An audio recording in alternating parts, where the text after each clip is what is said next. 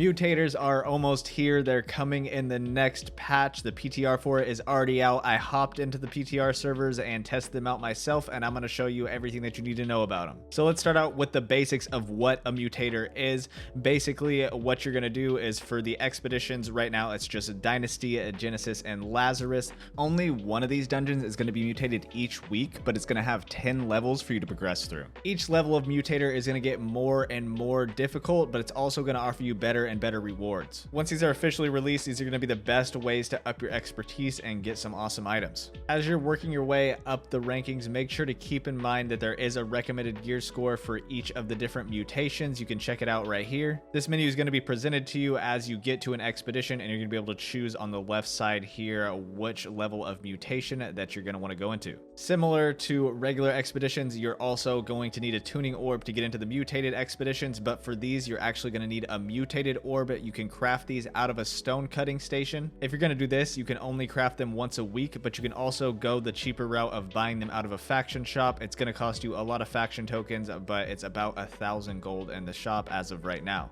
To start off and unlock your first mutation, you're going to have to complete the expedition normally. Once you get through it, you're going to be able to go into the first level of mutations. Once you go into the mutation, you're going to be able to see at the top of your screen that there is a score up there. Once you complete the mutation, you're going to get a score of bronze, silver, or gold. This score is affected by your entire group's performance, and you're going to need at least a silver to be able to go on to the next mutation level. This score is based off a few things, but it's pretty simple. It's going to be how many mobs you kill, how fast you get through the expedition, and how many named enemies you kill. Your score is actually going to be reduced if you or your teammates has to respawn, and it's going to be really reduced if your entire team gets wiped. If you just get down, your score is not going to be lowered, but as soon as you're full dead, you're going to take that penalty. So as you earn more and more silver rankings and work your way up the ladder, you're going to see a lot of different mutation effects. As of right now, these effects are going to come in 3 different categories. The categories are elemental, promotion, and curses.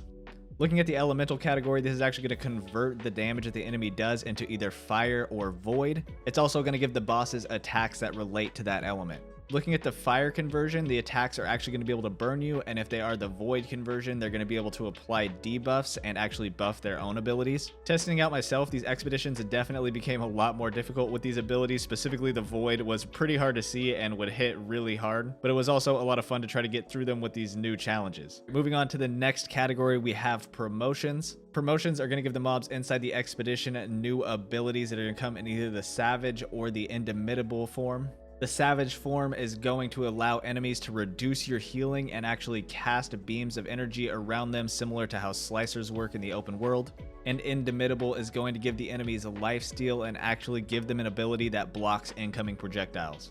Looking at the curse category, these are going to apply dangerous effects to players that players have to work together to mitigate. At the highest levels, these effects are actually going to become empowered and make them even stronger. Curses are going to come in 2 forms, either desiccated or censored. Desiccated is going to cause players to combust with elemental energy, and once you get up to the levels that empower this curse, you're actually going to have to close in on the person that is being combusted to cleanse them of that effect. Moving on to censored, it's actually going to turn your own abilities against you. So how this is going to work is after you cast a certain amount of abilities, you're actually going to get an explosive silent zone that's going to appear on all the players that are in your expedition. I haven't made it this far, but I'm assuming that players are going to take damage when they're within this zone and also not be able to cast their abilities. Once you hit the empowered levels of the censored category, you're actually going to not be able to regenerate mana unless you're inside another player's silent zone. This seems like it's going to be incredibly difficult, especially on healers, and your movement is going to have to be on point. As far as rewards are going to go, named bosses are actually going to drop a lot more items overall. You can see the specific items that are available to drop for each mutation in the menu before going into the expedition. One of the best rewards that you're going to get once you complete any of those 3 expeditions is the umbral shards. As you work your way up in the mutation rankings, you're actually going to get a bunch of umbral shards from them. I actually talk about umbral shards and how they're going to help you get past 600 gear score in this video here, so if you want to learn about that, be sure to check out that video. I hope you found this video helpful. If you did, don't forget to like and subscribe. My name is Marcus, and thanks for watching.